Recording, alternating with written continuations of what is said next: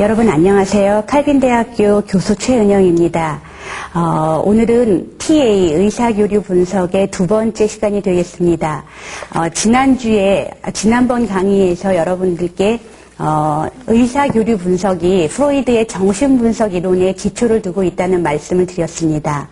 기억이 나시죠? 예, 그리고 프로이드의 슈퍼에고와 에고 또 이드와의 관련을 가지면서 번이 얘기하는 TA의 자아도가 어떻게 구성되는지에 대해서 말씀드렸습니다. 다시 말해서 자아 상태, 에고 스테이트는 크게 나누면 세 가지가 있고요. 그걸 다시 또 구분하면 5가지의 자아 상태를 가진다고 말씀드렸습니다. 지난주는 주로 여러분의 자아도를 스스로 그려보고요. 여러분의 자아 상태를 확인하는데 많은 시간을 썼습니다. 왜냐하면 그것이 TA 이론의 가장 기초를 이루고 생각되었기 때문입니다. 그러면 이번 시간에는 지난번에 말씀드린 자아도를 다시 한번 요약하면서 주로 어떻게 진행될지에 대한 설명을 드리고 강의로 들어가기로 하겠습니다. 먼저 자아도에 대한 요약을 한 후에요. 지난번에 저희가 말을 하였을 때에 5가지를 TA에서는 분석을 한다고 했습니다. 그 첫째가 자아 상태 또는 자아도였고요. 둘째는 의사거래, 여러분의 의사소통 방식에 대한 분석을 하게 된다고 말씀드렸습니다. 셋째는 게임이고요. 넷째는 생활 각본, 그리고 5번째는 생활 자세입니다. 이 5가지를 어떻게 분석하는지 오늘은 교재를 중심으로 자세하게 알아보도록 하겠습니다. 마지막으로 이 TA 상담 이론을 활용해서 어떻게 상담을 구체적으로 할 수 있는가 하는 치료의 방향 또는 상담의 방향에 대해서 말씀을 드린 다음에 제 강의가 모두 끝을 맺도록 하겠습니다. 그러면 먼저 여러분 교재에 한 3번째 쪽 정도 들추어 보시면 또는 화면으로 보시는 분들은 아래로 한 3쪽 정도를 내려보시면 에고 스테이트는 다음과 같은 3가지로 나타난다 라고 표시되어 있는 부분부터 시작하겠습니다. 찾으셨나요? 예. 에고 스테이트는 페어런트, 어버이, 어덜트, 어른, 차일드, 어린이 이렇게 3가지로 표시될 수 있는데 피에고 스테이트는 양호적이든 또는 비판 판단적이든 여기서 양호적이라는 것은 지난 시간에 말씀드렸던 널처링 페어런트 또 비판하고 판단하는 것은 어떤 것이었죠? 예. 비판적인 부모, 크리티컬 페어런트를 말하는 것입니다. 이 2가지로 특징이 되어지고 그 사람이 지니고 있는 가치나 태도에 영향을 받습니다. A, 어덜트 에고 스테이트는요, 사물을 사고하고 자료를 수집하고 선택, 결정을 내리는 역할을 한다고 하였습니다. 합리적이고 지적인 특징을 가지고 있다고 말씀드렸습니다. 또 C, 차일드 에고 스테이트는 기쁨과 슬픔과 분노와 호기심 등을 일으킬 수 있는 상황이다 라고 말씀드렸습니다. 그래서 여러분 아래쪽에 보시면 PAC의 형성과 발달이 아동기 주로 만 3세 전후로 해서 다 형성이 되어 있고요. 그것이 나이가 들어감에 따라 점점 어떤 하나의 형태로 자리를 잡아가는데요. 그것을 만들어가는데 영향을 절대적으로 주고 있다고 TA에서 보고 있는 것이 바로 인정 자극입니다. TA의 굉장히 중요한 개념 중에 또 하나입니다. 인정 자극. 스트로크라고 하죠. 스트로크라고 합니다. 여러분, 스트로크는 어떻게 설명이 되는 것인가? 보세요. 어떤 어린이가 있다고 생각해 보세요. 그 아이에게 부모님이 너 참 잘했구나 라고 머리를 쓰다듬어 줄 수도 있고요. 인정해 주는 자극이죠. 또는 내가 너를 정말 아끼고 사랑한다 그리고 안아줄 수도 있죠. 껴안고 다독여 줄 수도 있어요. 또 어떤 부모님은 저 인정 자극을 말로도 줄 수 있죠.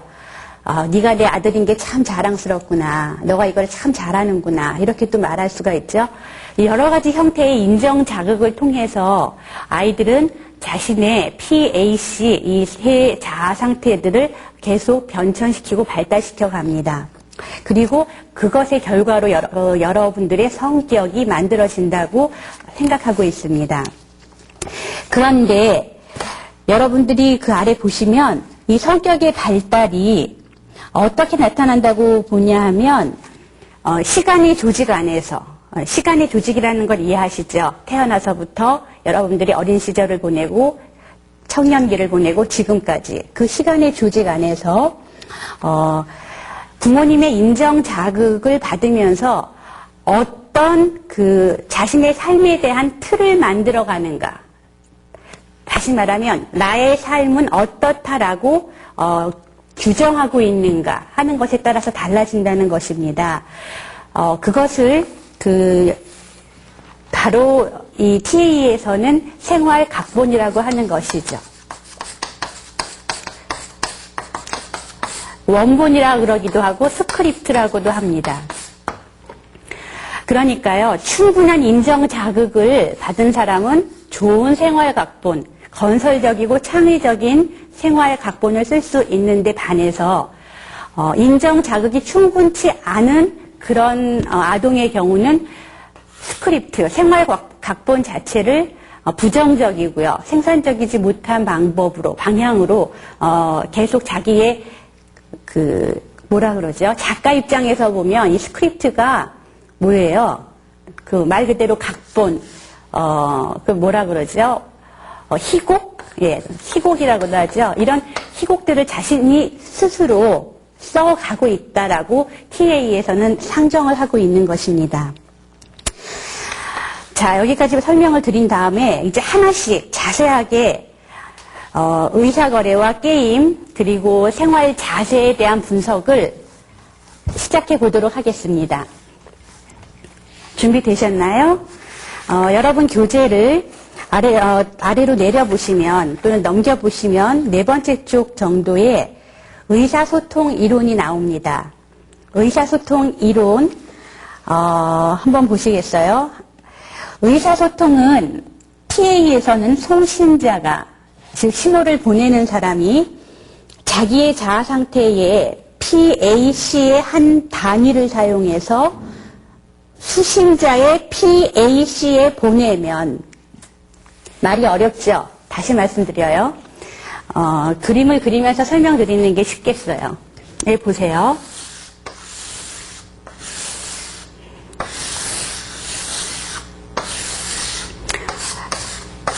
여기에 신호를 보내는 송신자의 PAC가 있고요.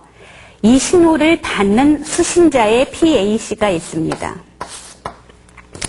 예, 이 세 가지 각각 상태의 송신자가 수신자에게 신호를 보냅니다. 예, 이렇게 보낼 때에 그 메시지의 내용이 보내는 사람의 의도대로 받는 사람에게 제대로 전달이 되었다고 할 경우에, 무슨 말인지 아시겠죠? 내가 어떤 메시지를 이쪽으로 보낼 때 내가 보낸 그대로 수신자가 받았다라고 생각할 때 우리는 이게 의사소통이 되었다라고 얘기합니다. 예, 이 상태를 우리가 의사소통이 되었다고 합니다. 그런데 재밌는 것은요, 이 의사거래 양상이 크게 세 가지로 나뉘어질 수 있다는 것이죠.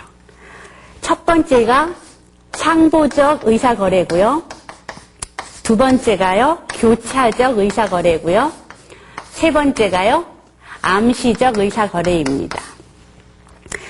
각각에 대해서 설명을 드려보겠습니다. 먼저 첫 번째, 상보적 의사거래는 어떤 것을 뜻하는가? 거기 보세요. 다음과 같은 기준에 따라 상보적 의사거래를 정의합니다. 첫째는 두 개의 자아 상태만이 개입되어야 합니다. 두 개의 자아 상태. 여기에서 하나, 여기에서 하나. 하나씩이 참가합니다. 그 다음에 방향이 꼭 평형을 이루어야 합니다. 이쪽에서 이쪽으로 보내는 방향에 따라 이쪽에서 이쪽으로 같이 평행을 이루면서 화답해야 합니다. 여러분, 제가 예를 한번 들어보겠습니다. 이것은 이형득 선생님께서 쓰셨던 상담의 이론적 접근이라는 형설 출판사에서 나온 책이 있어요. 예, 이형득 선생님의 상담의 이론적 접근이라는 책에서 제가 그 내용을 발췌해서 설명을 해드리고 있습니다. 상보적 의사거래에서 1번 보세요.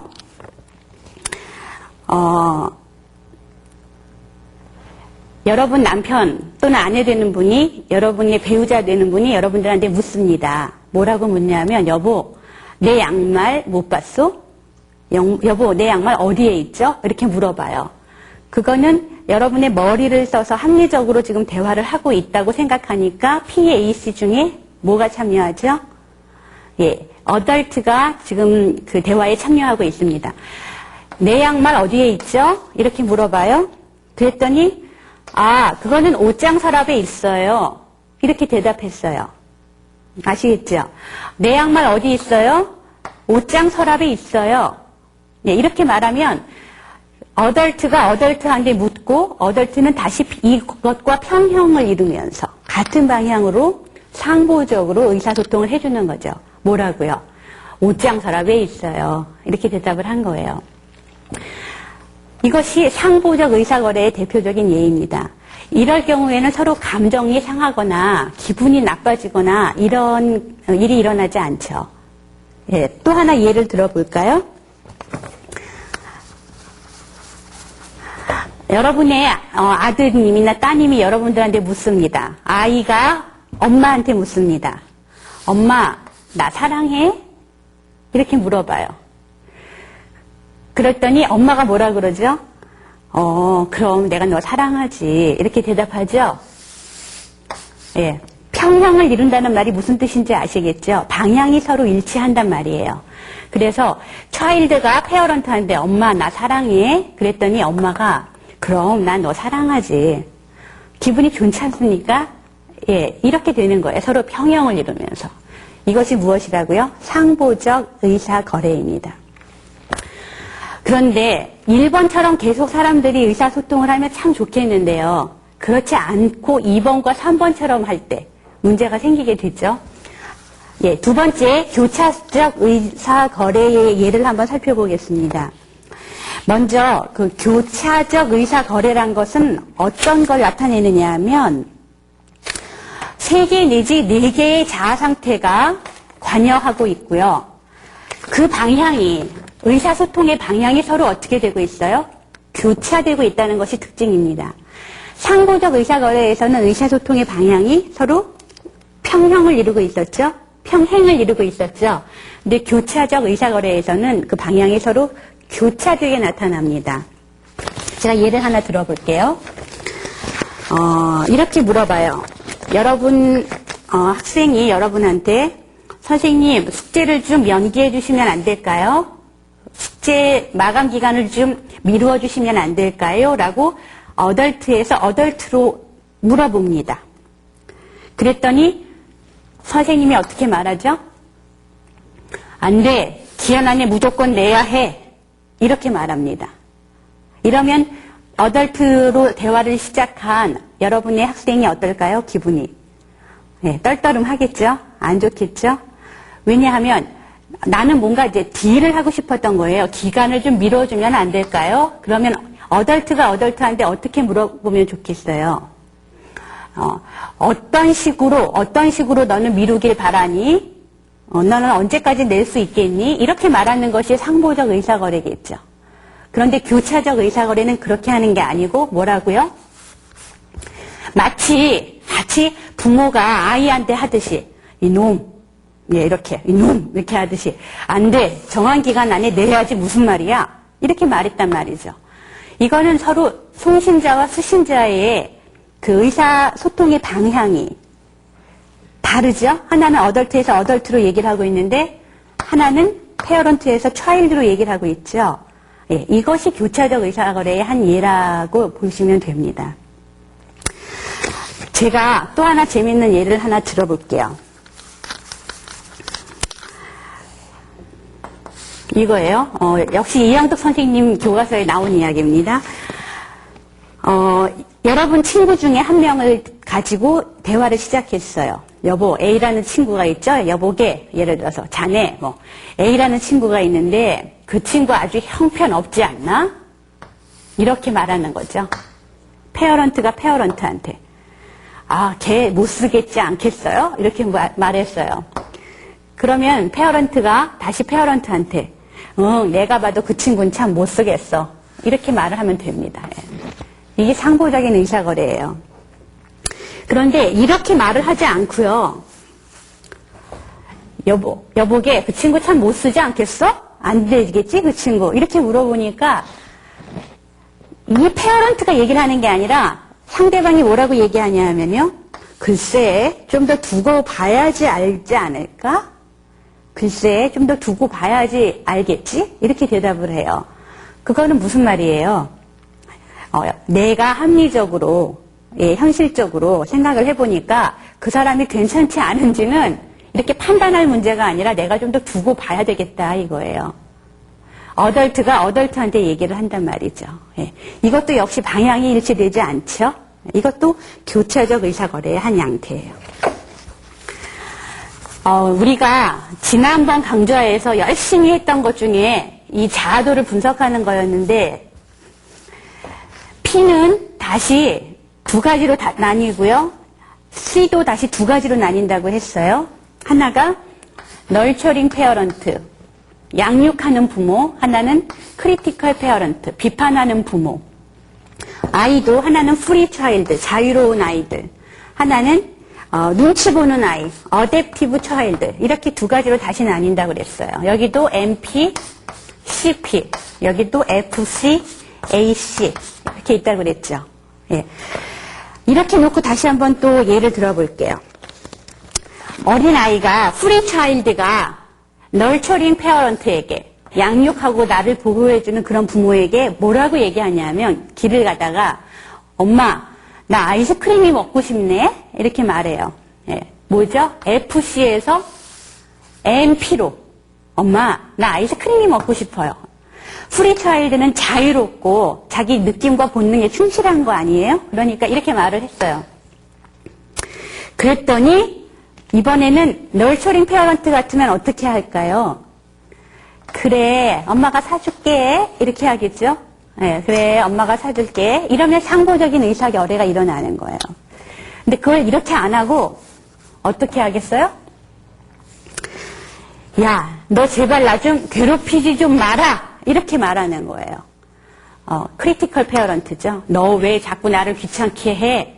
왜 자꾸 나를 못 살게 굴어? 이러면서 비판을 하면서 그렇게 하지 마라 제발 이렇게 어댑티브 차일드한테 말을 합니다.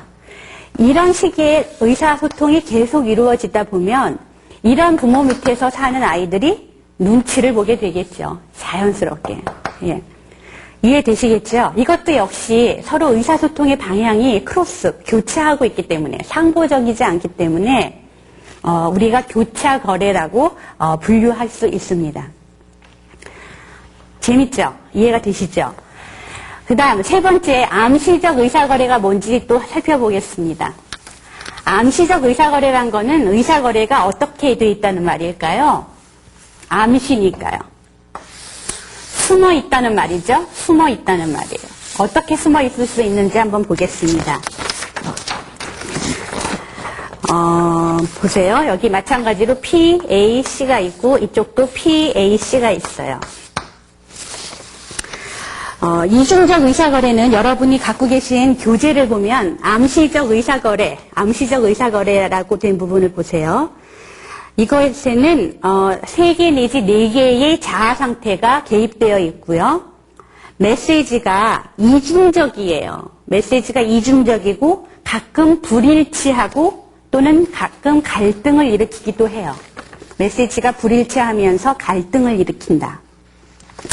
한번 얘기를 해볼게요. 예, 보세요. 엄마가 지금 어떠냐 하면 여러분 왜 그 바깥에서 일 많이 하고 돌아오시면 이제 좀 나도 쉬고 싶다 이런 느낌 드시죠? 네, 저도 가끔 그러거든요. 너무 일을 열심히 하고 집에 들어가면 아이들이 어린데 오늘은 애들 좀 안 돌보고 그냥 좀 뻗어서 잤으면 좋겠다 그런 날이 있잖아요. 지금 그 이 엄마의 상태가 그런 거예요. 이쪽이 엄마고, 이쪽이 딸이라고 생각을 해보세요. 예. 엄마가 뭐라고 얘기하냐면, 내 마음이, 난 좀 쉬었으면 좋겠어. 나 혼자 좀 쉬고 싶어. 요런 마음을 가지고 아이한테 뭐라고 얘기하느냐. 야, 이제 잠잘 시간이 됐어. 이렇게 말해요. 여러분 잘 생각해 보세요. 나 좀 쉬고 싶어.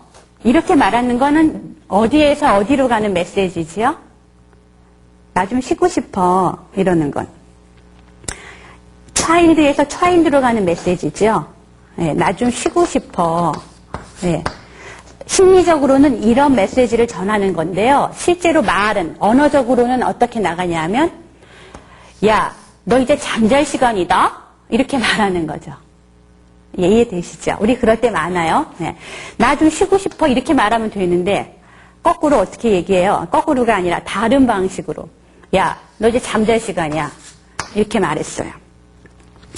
그랬더니 이 얘기를 들은 딸이 엄마가 오랫동안 나가 있다가 겨우 들어와서 한다는 소리가 잠잘 시간이니까 가서 자래요. 근데 딸 입장에서는 어떻고 싶어요? 엄마랑 놀고 싶어요. 엄마, 나는요 엄마랑 놀고 싶고요. 엄마랑 시간을 좀 같이 보내고 싶어요. 나에게 관심을 좀 가져주세요. 이런 메시지를 사실은 심리적으로 줄 거예요. 그렇죠? 야, 너 잠잘 시간이야. 가서 자. 이렇게 말하니까 마음으로는 엄마 나한테 관심을 좀 주지요. 이렇게 차일드에서 차일드로 얘기를 할 수 있는데요. 실제로는 어떻게 얘기를 하냐면 아이가 뭐라 그래요? 왜 그래 엄마? 왜 그래 엄마? 이렇게 말하든가 아니면 어떻게 말할 수 있죠? 아직 9시 반밖에 안 됐는데 아직 9시 반밖에 안 됐는데 이 말은 여러분 어덜트가 어덜트한테 하는 말이에요. 맞죠? 9시 반인데 합리적으로 왜 나한테 자라고 얘기하느냐. 서로 이렇게 딜을 하고 있죠? 이제 이해가 되실 거예요. 봐라, 너 잠잘 시간이 됐어. 실제로 숨은 메시지는 뭐예요? 나 좀 쉬고 싶어. 네. 그랬더니 아이는 심리적으로는 엄마 그러지 말고 나한테 관심 좀 가져. 이 얘기를 하는데 그 얘기를 어떻게 해요? 왜 그래? 왜 벌써 자라고 하는 거야? 이렇게 말을 하는 거죠. 이것이 암시적, 암시적 의사거래 중에 이중 의사거래가 들어가요. 그런 이중 의사거래 양식으로 우리가 이해하면 되겠습니다. 여러분 1번, 2번, 3번 가운데 어떤 의사거래가 가장 바람직할까요? 예, 그건 당연히 1번. 상부적인 의사거래를 우리 일상생활에서 하다 보면 우리는 기분 나쁠 일도 없고, 남에게 기분 나쁜 영향을 줄 수도 없고, 그럴 거예요. 그런데 우리가 하고 있는 대화가, 의사소통 양식이 교차적이거나 이중적 또는 암시적이 되어가면, 그거를, 같이 나랑 의사소통하는 사람들이 느끼기에는, 뭐가 껄끄럽고, 기분이 안 좋고, 좀 걸리고, 예, 속상하고, 예, 이런 느낌들을 줄 수가 있겠죠. 이런 양태들을 우리가 찾아보는 거죠, 상담에서. 어떻게 나타나는지를. 자, 여기까지 말씀을 드리고요. 그 다음에 제가 지난번 강좌에서 의사교류 분석은 굉장히 지시적인 방법으로, 이성적인 방법으로 무언가를 찾아서 계속 분석을 해보는 것입니다. 이렇게 말씀드린 게 기억나시죠? 예, 분석의 대상 가운데 첫 번째 지금 자아도를 공부했고요. 두 번째 의사거래 양상, 의사거래 패턴을 지금 공부를 했어요. 세 번째 우리가 봐야 되는 것이 무엇인가 하면 게임이에요. 게임. 여러분들이 어떤 게임을 하고 계신가? 게임. 예. 게임은요.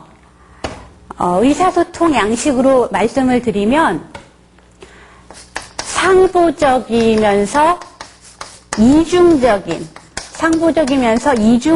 의사거래 방식을 게임이라고 합니다. 여러분 교재로 다시 돌아가서 게임의 정의를 살펴보도록 하겠습니다.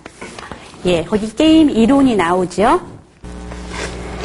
잘 정의되고 예측할 수 있는 결과로 진전되어가는 예, 우리가 예측할 수 있는 결과로 진전되어가는 상보적, 이중적 의사거래라고 되어 있어요.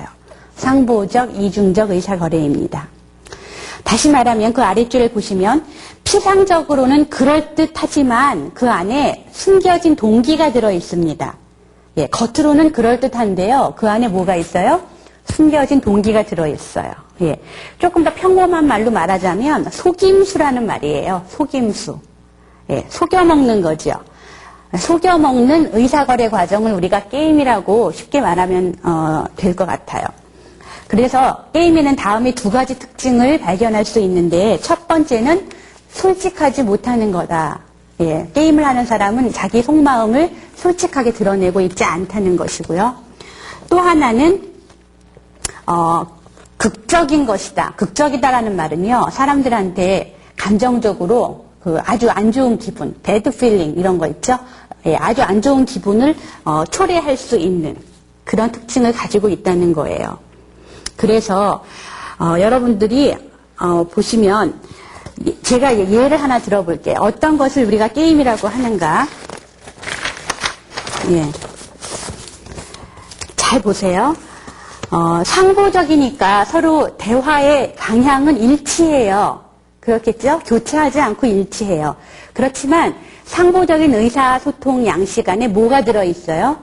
숨겨진 동기. 다시 말하면 이중적 또는 암시적인 의사거래가 들어가고 있다 이거죠. 예를 들겠습니다.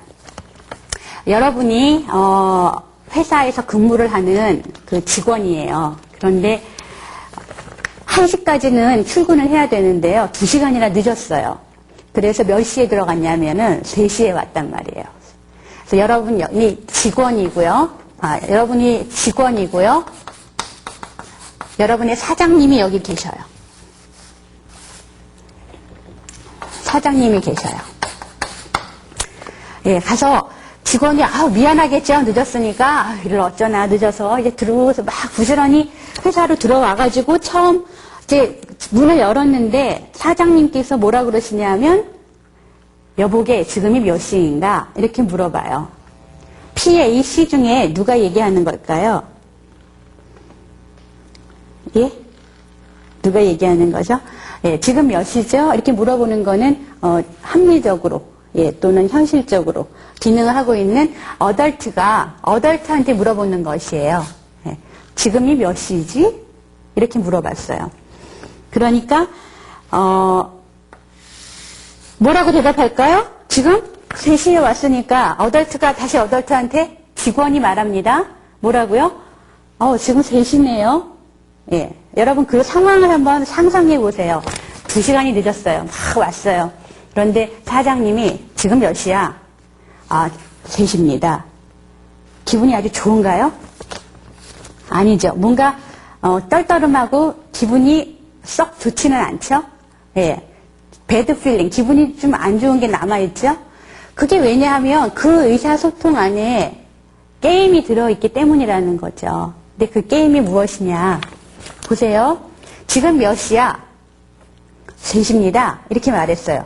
사실 안에 숨어있는 암시적인 메시지는 뭐냐 하면 이렇게 말하는 거예요.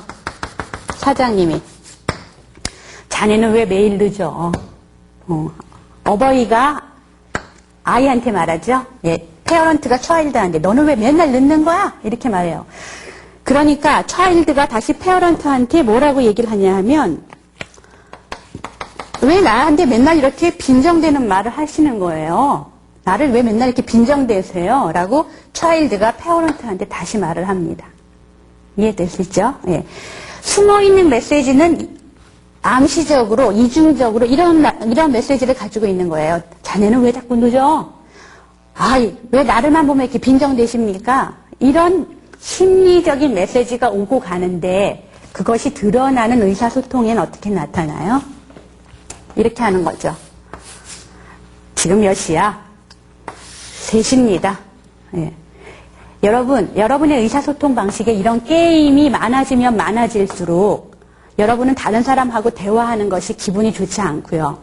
또 대화를 마치고 나서도 영 여러분들한테 그 찜찜한 기분이 남아있게 되죠. 또 여러분만 그런 게 아니라 여러분과 대화하는 상대방에게도 그런 기분이 전달이 됩니다. 예를 들면 이제 제가 이거 게임을 하나 더 예를 들까요? 학교에서 이런 예가 적당할지 모르겠는데 학교에 교장 선생님이 계신다고 생각해 보세요. 근데 교장 선생님께서 상담 선생님이 상담실에 앉아서 이런 일이 일어나지는 않겠죠. 실제로는. 그런데 교장 선생님이 상담 선생님에게 어떤 마음을 가지고 있냐. 상담 좀 작작 해라. 너무 상담 많이 하지 마라. 이런 마음을 가지고 있어요. 그러면 이분이 상담 선생님께 심리적으로 지금 전달하고 있는 메시지는 이런 거죠. 상담 좀 조금만 해. 차일드가 말합니다. 아이, 왜 자꾸 내가 하는 걸 못하게 막으십니까? 이런 심리적인 메시지가 오고 가는데요. 실제로는 어떻게 대화가 일어나느냐 하면 이렇게 말할 수 있겠죠. 교장 선생님이 어이 김 선생님 상담을 많이 옵니까? 이렇게 물어볼 수 있어요. 어덜트가 어덜트한테. 그러니까 선생님은 다시 어덜트가 어덜트한테 뭐라고 얘기하냐면 네, 좀 옵니다. 이렇게 말할 수 있죠. 예, 상담 많이 옵니까? 네, 좀 옵니다.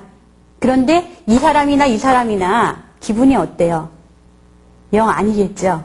예, 이럴 경우 우리가 두 사람 사이의 의사소통 방식은 게임을 하고 있다. 예, 게임으로 나타나는 것이다라고 규정합니다.